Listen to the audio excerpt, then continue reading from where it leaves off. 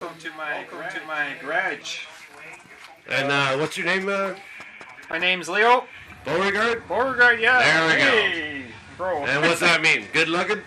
Yes, good Yeah, looks. good looks. Anyways, So what do we have here, Leo? we have my 1972 engine in a Amen Savior frame. Amen Savior frame is what kind of frame is that from? Our frames are famous or something. I don't know. Well, they might be from California or something. Yeah, they're from California. Oh, okay. This one was specially ordered with two side stands. Two side stands. Two side stands. There's not too many bikes that you can go back, put them this way. You're that way. And now you can identify your bike really easy when it's parked on the opposite side. Yeah, and it's good for cornering, isn't it? No, it's not good for cornering. No, it's not good for cornering. No, they don't do very good cornering because it's already low. We're just gonna roll around here with the shot here.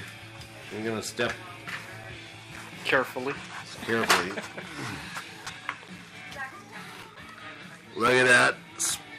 That sprung suspension is probably one of the more original chopper setups. Soft tail, the first original registered soft tail. I think they have some patents on it. I do believe they did. What's those arrowheads you have there? Yeah, it's a design I kind of I needed to fill that frame that it was kind of empty there, and it just needed something, and I came up with something, and then the guys that did the paint and the molding, they made it 3D.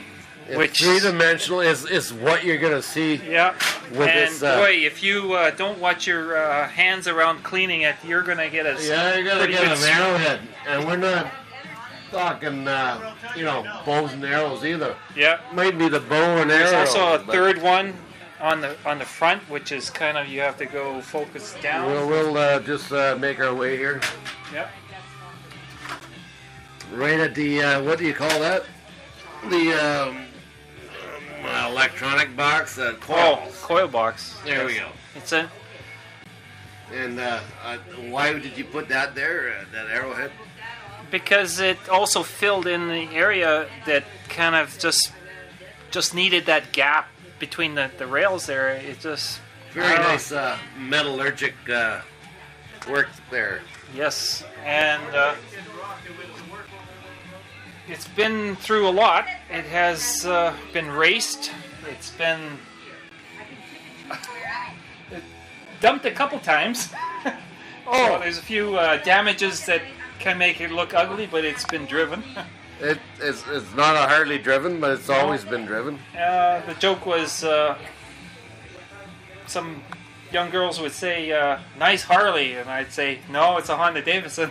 Honda Davidson, there we go. But, hey, they thought it was a Harley. I was kind of like laughing, but it's only a Honda, but it's vintage. Did a lot of work on it, did a lot of racing. And it's still working. It commands a lot of attention, does it not? Yep. And this motor was the original one. Not too many 750s have ever been chromed. A lot of them have been polished, but very few have been chromed. Is that actually that block? The total block is chrome plated. Chrome plated. And it was a lot of work to clean out the plating from the internals. And the people that did actually the plating tried with epoxies to create areas where the plating wouldn't. Yeah, there's actual two locations that the plating did not plate out, which is this pocket here and this pocket here did not come out. That's not. But those are bare flaws. Yeah, bare flaws. But it worked out pretty good. Yeah, very nice. And then why is that girl seat on there? Well, originally I ran it as a solo seat. I bought it with two, so I could run it this way. But it looked so much better with one single seat. They do look. Back in the 80s, there was not too many bikes with a single seat. Single seat, yeah. And now, today, you can see tons of bikes with solo seats. Yeah, on. they have to have their own bike, don't they? Yeah, that's exactly. right. If you want the girl to have you don't want them on the back, you want them on their own bikes. Yeah, that's right. That was the There's idea. no complaining going on. But so what do we have here underneath this we have cover as we walk around? a life project. This is a lifetime project, and basically it's a 60 panhead. hey, that front end looks familiar somehow. Yes, it actually came off that 750. Off the 750, and now what kind of originality is this? It's a P&D girder. P&D girder. And it was pretty popular in the late 70s, early 80s. Right. Now it's got one shock that kind of supports the. Well, you could explain some more, but. Okay, so like I say, it's a life project. I bought it back in the 1990, and it was a chopper panhead. What you see here is the way so they what rake year is it. that panhead, though? It's what? 1960 panhead. 1960 panhead. This is my original design, what it should look like, but I kind of like a little bit more mileage, and unfortunately these tanks don't hold enough. And if now you look back at the chopper, you will see the 750 Honda. You will see the prismatic.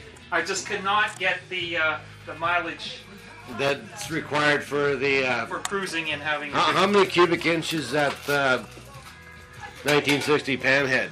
It's a 1200 cc. 1200 cc. So that would be 74 cubic inch thereabouts. 74 cube. That is the original motorcycle from Easy Rider, would we say, right? Yes, that's the design. I think the Easy Rider is a 60, I do believe. I can't remember for sure. But it was one of the inspiration for me. It was the Easy Rider.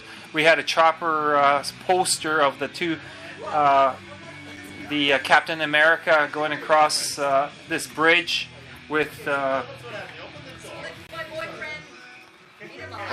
Yeah, it was, in... Billy, was it Billy? Yeah, Billy, okay, we can edit that out, but... Yes, I hope so. Anyways, it was the two panheads going across the bridge that really made it, and then I had another panhead that I was really admired was Tattoo's panhead chopper. And that's Bruce... Gretzener. And his was one of the best choppers I've ever seen. And I said, I have to do it. And right now, it's been a... That's an interesting light you have on the front end. It's a Arnold Ness headlight. And who is Arnold Ness? He is one of the best bike builders in the world. And he did do a lot of other... He actually did models of bikes too. He actually built frames for Honda 750s. That's right. That's right. I do remember that. And very. So this is my. So this tank is just a fitting, and that's. Unfortunately, the rake of the is just set back a little. Set too much. The original tank was a purple. Purple haze, it looks like. It's a purple Sportster tank that sat on top there with a Jim Webster paint job on, which is. Yeah, well, Jim Webster actually did paint that with the Fantasy Dynamics on your. Yeah, he actually put the paint on that. This 82 rendition of. We should say what the paint. The paint is a blue pearl on black with a very light gold flake involved in there. Yeah. It actually looks like black mostly, but in certain lights it'll look like Fluorescent lights. navy blue. Navy blue. That's a nice color. Very nice. And we can move to other stuff. We have We're gonna pan over to the Whizzer. now. Let's examine that. Is that actually a ribbon that you won a race with? Yes, I did. It was in 2010. I went to O'Keefe Ranch, and I actually came in second by default. Unfortunately, the first rider wiped out and allowed me to be second, so I would actually been in third. But now, did you pedal your way to the finishing line? I tried. No, we were allowed to use pedals, which gave me a bit of an advantage in that they were faster otherwise. So they had faster Whizzers, so I had to use. I kind of argued that I need to use pedals just to keep them up. Exactly, but the pedals kind of touch the ground every now and then if you're. They can. They can. The short track. You can only use it on a straight. That's right. And my other junk is from. Wow. Well, junk. well, It looks. it's a trophy everywhere you look, folks. Look at the pipes over there.